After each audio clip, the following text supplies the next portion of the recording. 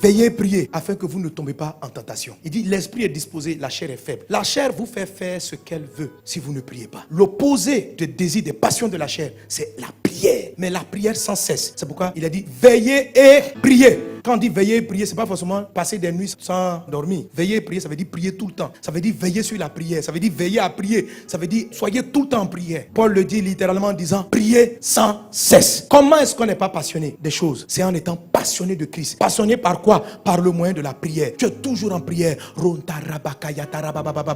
En Luc 21, je crois verset 36, Jésus dit ceci. Veillez donc et priez en tout temps. Cultivez la prière sans cesse. Quand tu dors, prie. Dans ton sommeil, prie. Quand les cauchemars arrivent, prie. Tu te réveilles le matin, prie. Avant de prendre ton petit déjeuner, prie. Au milieu du petit déjeuner, prie. À la fin du petit déjeuner, prie. Avec tes enfants, prie. Lève-toi, prie. Dans ta voiture, prie. Quand tu n'as pas envie de prier, prie. Quand tu as envie de prier, prie. Prie, prie. Alléluia, prie. En tout temps. On dit veillez, priez en tout temps. Saison de pluie, tu pries. Saison sèche, tu pries. Il prie seulement, prie. La prière crée une atmosphère. Quand vous êtes sur un territoire, vous priez. Il n'y a plus de malédiction qui tient. La malédiction est suspendue. Parce que la prière est une zone que Dieu sécurise. Votre vie doit être une vie de prière. Jésus a dit, ma maison sera appelée une maison de prière.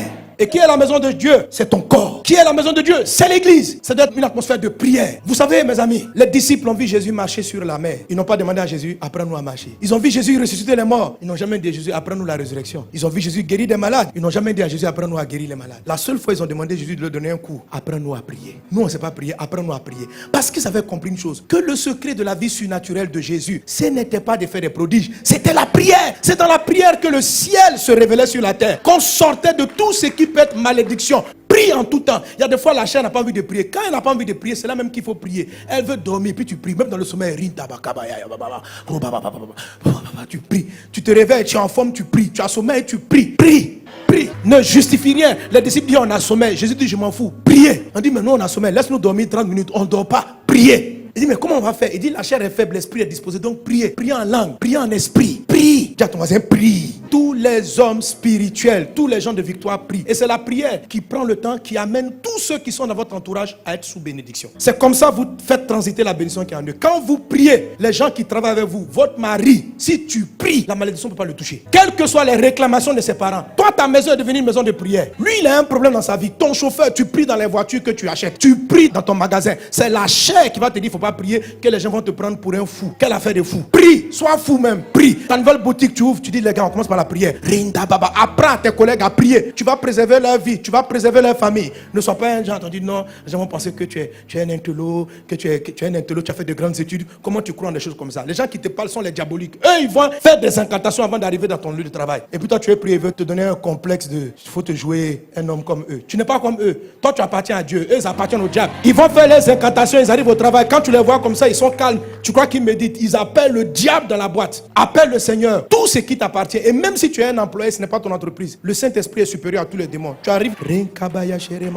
Tu vas paralyser la malédiction qui est sur la société. Tu vas paralyser. Tu vas changer la tendance des choses. Créer l'atmosphère de prière. La prière est une communication avec Dieu. La prière est le câble qui vous connecte au ciel. Alléluia. C'est un câble. Il faut savoir adresser la prière. Écoutez mon message sur 7 étapes pour une vie de prière de victoire. J'explique tout. La prière permet aux anges de monter, de descendre. La prière fait descendre le ciel sur la terre. La prière suspend toute malédiction dans un environnement donné. Amen. Si tu pries que tu vois la malédiction frappe encore, augmente ta prière. Augmente seulement. À un moment donné, elle va renverser la situation. Si une maladie persiste dans ton corps, prie, prie, prie, prie, prie, jusqu'à elle va partir. Prie. Pierre avait une réclamation. Jésus dit, j'ai prié pour toi. La réclamation va plus avoir son effet. Donc il a régné, il est revenu à Jésus. Satan n'a pas gagné. La prière a sorti l'apôtre Pierre d'une réclamation satanique. La prière va sauver vos collègues. La prière va sauver votre conjoint. La prière. C'est pourquoi le pire ennemi de la chair dans ta vie, c'est ta vie de prière. La chair n'aime pas la prière. Quand tu vas prier, elle va te combattre. Mais il faut prier. Il faut remplacer toutes tes passions par des heures de prière. Amen. Alléluia. Que Dieu vous bénisse abondamment.